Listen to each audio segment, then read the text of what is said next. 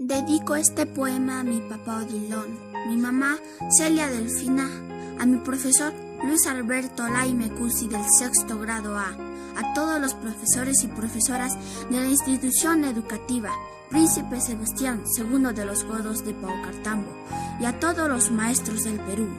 ¡Feliz Día del Maestro! Este poema titula «Qué grande es tu vida, mi maestro». Es el primero en llegar y el último en marcharse. Va vistiendo su traje gastado de olvido y coraje. El obrero del saber, por un sueldo modesto, va otra vez a clases. Una inmensa misión debe aportarle a la vida. Algo de sabiduría con afán de educador. Es el formador del futuro presidente, de un político decente, de un artista o un doctor.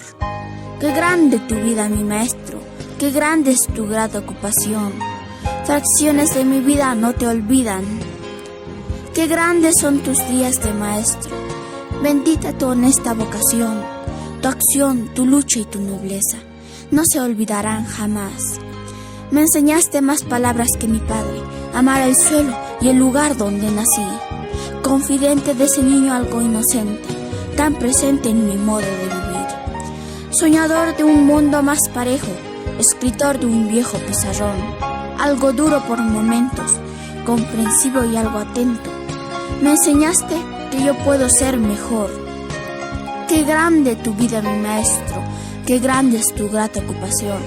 Enfrentas a lo adverso cada día. Qué grandes son tus días de maestro, docente que impulsaste mi motor. Tu historia quedará en nuestra memoria por siempre.